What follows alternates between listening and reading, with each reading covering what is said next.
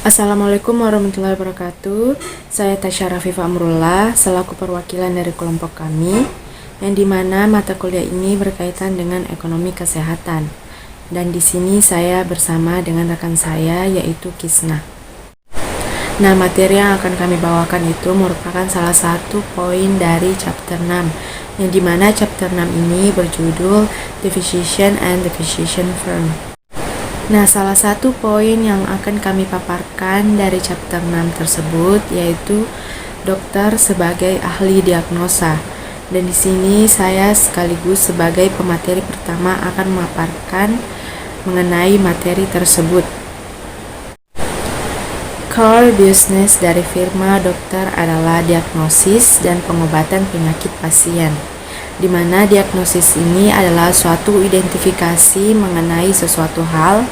Nah, diagnosis tersebut digunakan dalam medis, ilmu pengetahuan, teknik, bisnis, dan lain-lain. Nah, pasien datang ke dokter dengan menjelaskan penyakit yang dialami serta keluhannya. Beberapa dengan konsekuensi yang terlihat seperti ruam, tangan patah, dan yang lain tanpa komponen yang terlihat ataupun terukur seperti sakit kepala. Beberapa memiliki gejala fisik terkait yang dapat memiliki banyak penyebab, seperti penyakit punggung yang kaku atau misalnya dapat berasal dari ketegangan otot atau saraf terjepit. Ruam bisa memiliki sumber psikologis atau sumber virus.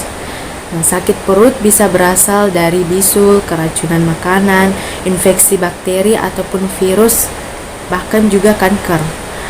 Nah, banyak gejala yang memiliki kemungkinan penyebab yang jinak dan serius. Dan daftar gejala yang mungkin meluas dengan mudah ke dalam ratusan jika tidak ribuan, dan mereka sering datang dalam kombinasi atau sakit kepala dan ruam yang mungkin ataupun tidak memiliki penyebab biologis yang sama. Nah, dokter sebagai ahli diagnosa dengan mengikuti pelatihan medis klasik, para dokter mulai dengan diagnosis banding yang mencantumkan kemungkinan penyebab gejala, terkadang dengan probabilitas eksplisit ataupun implisit yang menyertainya, dan kemudian mulai memilah-milah daftar dan mengesampingkan beberapa ataupun sebagian besar dari daftar berdasarkan riwayat lebih lanjut. Tes diagnostik seperti sampel darah dan urin ataupun gambar dari CT, MRI, X-ray ataupun ultrasound, atau bahkan pemeriksaan fisik yang mungkin termasuk memanipulasi bagian tubuh untuk menentukan gerakan apa yang menimbulkan rasa sakit misalnya. Nah, terkadang dua kemungkinan diagnostik tetap ada setelah proses ini. Seringkali dalam kasus seperti itu, dokter akan memperlakukan seolah-olah salah satu, biasanya yang lebih serius, adalah penyakit yang sebenarnya, misalnya meresepkan obat, dan jika pengobatan gagal, beralih yang berikutnya dalam daftar. Nah, dengan demikian, pengobatan yang gagal itu sendiri dapat menjadi diagnostik. Nah, mengapa mendiagnosis penyakit pasien merupakan salah satu masalah komputer yang paling rumit? Nah, masalah mendiagnosis penyakit pasien ini terkait erat dengan salah satu masalah komputer yang paling rumit yang diketahui oleh sains.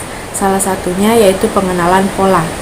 Manusia sangat pandai mengenali pola, namun hanya sedikit ilmuwan komputer dan insinyur perangkat lunak yang berhasil mendekati kemampuan manusia dalam pengenalan pola menggunakan komputer. Dengan cara yang sedikit berbeda, kita tidak benar memiliki pemahaman yang benar tentang bagaimana ahli diagnosa yang baik mencapai hasil mereka, dan beberapa sangat baik dalam hal itu. Kebanyakan dokter mengaku keunggulan dalam hal ini ataupun kegiatan ini, bahkan jika mereka tidak pandai melakukannya. Mengingat banyaknya masalah klinis yang dihadapi oleh dokter biasa dan kemungkinan strategi pengobatan yang lebih besar, akan tampak mengherankan jika dokter memecahkan setiap masalah ini dengan sempurna. Di dunia yang dibatasi oleh waktu, ingat seperti apa yang dicatat oleh peraih Nobel Gary Becker pada tahun 1965.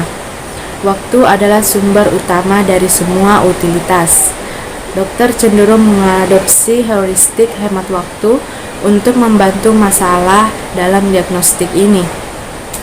Nah, salah satu sumber bantuan berbiaya rendah dan tersedia untuk semua dokter adalah gaya praktik yang diamati dari mitra, kolega, dan sesama dokter di staf medis rumah sakit tempat dokter berpraktik. Nah, ini membantu menjelaskan mengapa pola praktik geografis regional tetap ada. Strategi pengumpulan informasi para dokter itu sendiri akan memperkuat pola praktik yang ada saat setiap dokter menyesuaikan diri dengan gaya praktik yang lazim di komunitasnya atau kelompok mitra.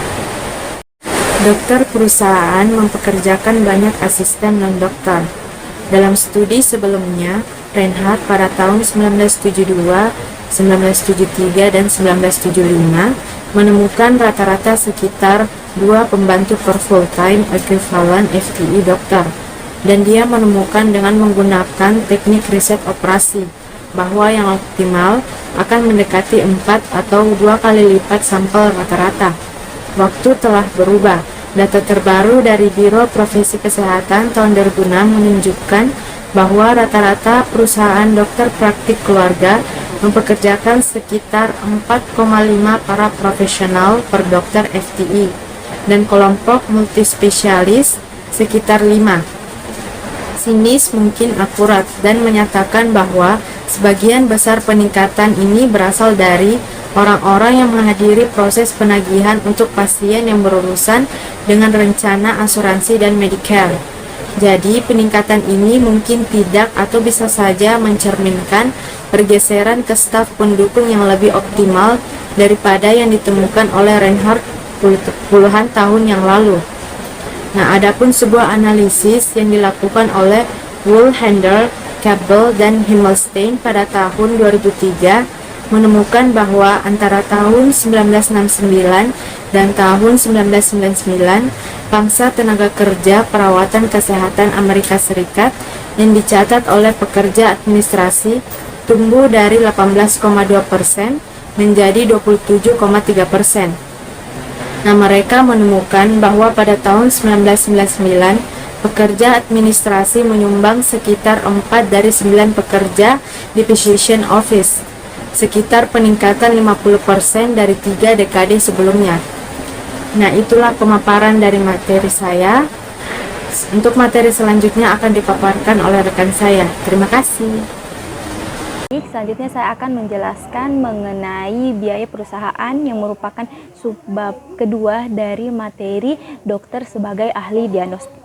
Oke, selanjutnya pada slide ini dijelaskan bahwa physician visit atau kunjungan dokter ini merupakan produk akhir dari perusahaan dokter, di mana dengan menghasilkan permintaan input yang bervariasi berbanding terbalik dengan harga per unit input tersebut. Jika kita menggabungkan dua input tersebut, baik itu menggunakan substitusi yang dimungkinkan secara hukum dan teknik, maka kita akan perusahaan dokter tersebut akan menghasilkan sebuah produk atau layanan tertentu. Nah, dan disinilah kita akan menjelaskan bagaimana biaya-biaya tersebut atau biaya dari produk akhir yang diciptakan oleh perusahaan dokter tersebut. Baik, pada slide selanjutnya ini ada sebuah tabel yang menjelaskan struktur biaya dokter. Di sini kita bisa melihat bagaimana distribusi biaya praktik dokter, mulai dari all practice, general atau family, kemudian internal medical atau penyakit dalam, kemudian operasi, pediatri, radiologi, OB/GYN dan sebagainya pada dokter kontrak ataupun premi kewajiban per dokter, kemudian biaya lain-lain dan pendapatan bersih serta bagaimana praktik pendapatan per dokter. Oke, data ini berdasarkan sumber dari AMA 2013 atau oleh sumber American Medical Association, di mana kita dapat menyimpulkan 4 kesimpulan dari distribusi biaya praktek dokter ini. Yang pertama, bahwa kita dapat melihat bagaimana perbedaan antara data per dokter dan data kontrak atau kontrak physician, di mana data ini semuanya dinormalisasikan pada jumlah mitra dalam praktik dokter. Jadi misalkan kita mempunyai dalam dolar $31.000 biaya dokter kontrak, berarti bahwa hanya sebagian kecil atau hanya satu dokter saja yang bekerja berdasarkan kontrak per dokter mitra. Selanjutnya, kesimpulan kedua, kita akan melihat bahwa ini pengeluaran lain termasuk personil atau perawat, pembantu resepsionis, pemegang buku dan sebagainya ini, dan peralatan dan perlengkapan serta biaya sewa kantor. Slide selanjutnya menjelaskan bagaimana kurva biaya perusahaan ini menggabungkan dua ide dengan merangkum sumber daya yang benar-benar digunakan oleh perusahaan dokter. Hal ini tercerminkan oleh hubungan antara input dan output. Sebuah studi atau riset tentang operasi ini bisa menjelaskan hubungan ini. Namun pada kenyataannya, secara umum perusahaan itu mencoba untuk memperluas skala aktivitasnya karena adanya penggunaan berbagai input, kemudian adanya biaya rata-rata pertama itu yang menurun, kemudian setelah menurun dia kemudian meningkat lagi. Jika kita menggambarkan kurva biaya untuk suatu perusahaan dokter, maka kita akan melakukan apapun untuk melihat bagaimana entitas ekonomi dengan berbagai teknik, misalkan seperti teknik produksi tradisional, di mana kita menggunakan kurva U yang menunjukkan bagaimana biaya rata-rata itu turun, kemudian bagaimana peningkatan output pada awalnya dan kemudian meningkat ketika skala perusahaan dokter tersebut juga mengalami perubahan atau mengalami peningkatan seperti itu. Kemudian kita juga bisa menggambarkan biaya marginal dari perusahaan dokter, di mana pada tingkat perubahan total biaya sebagai perubahan output, kecuali dalam teknologi yang konsisten dengan monopoli, kita bisa melihat bahwa kurva biaya marginal selalu akan naik dan turun lebih tajam daripada kurva biaya rata-rata, dan juga kurva biaya rata-rata ini akan berada pada titik minimum yang tepat. Kemudian kurva biaya ini akan bergeser ke atas atau ke bawah karena setiap biaya, setiap input itu bergeser naik dan turun. Kita misalkan jika upah perawat meningkat, maka tentu saja akan lebih mahal pada aktivitas kunjungan dokter daripada upah yang lebih rendah untuk perawat tersebut. Kemudian hubungan antar input dan output ini harus juga diterjemahkan secara langsung pada produk akhir perusahaan dokter, yaitu berupa harga kunjungan dokter itu yang menjadi lebih tinggi. Pada saat ini dipaparkan sebuah penelitian yang dilakukan oleh Steinwald dan Sloan pada tahun 1974, di mana mereka mempelajari bagaimana biaya yang dibebankan oleh dokter di seluruh Amerika Serikat. Jadi penelitian ini atau riset ini terjadi di Amerika Serikat, termasuk bagaimana efek upah pekerja kantoran terhadap biaya. Mereka menggunakan ukuran gabungan dari tingkat upah untuk 5 pekerja kantoran tipikal di perusahaan dokter untuk mengukur seberapa besar tingkat upah mereka. Hasilnya mereka menunjukkan bahwa biaya itu selalu meningkat atau bergerak secara proporsional dengan biaya upah. Hal ini sangat dekat dengan apa yang diharapkan pada industri kompetitif, di mana kita misalkan bahwa untuk biaya dokter umum itu akan mengalami kenaikan upah sebesar 1%, yang menyebabkan juga adanya kenaikan biaya sebesar 0,84%. Sementara untuk biaya kunjungan dokter ahli bedah umum itu kenaikan upah ini sebesar 1% akan menaikkan sebesar 0,93%. Dan untuk spesialisasi anak atau dokter anak itu jika terjadi kenaikan upah sebesar 1%, maka akan menyebabkan kenaikan pula biaya sebesar 0,48%.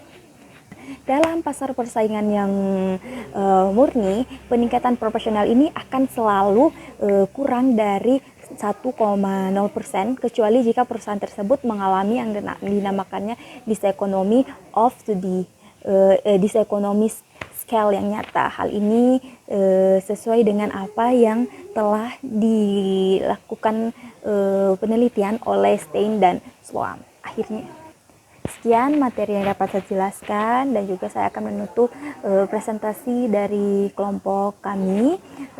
Kurang dan lebihnya mohon dimaafkan. Kritik yang membangun sangat kami nantikan. Sekian. Assalamualaikum warahmatullahi wabarakatuh. Semoga bermanfaat. Terima kasih. Itulah pemaparan dari materi kelompok kami. Semoga apa yang kami paparkan ini bisa bermanfaat untuk kedepannya. Terima kasih.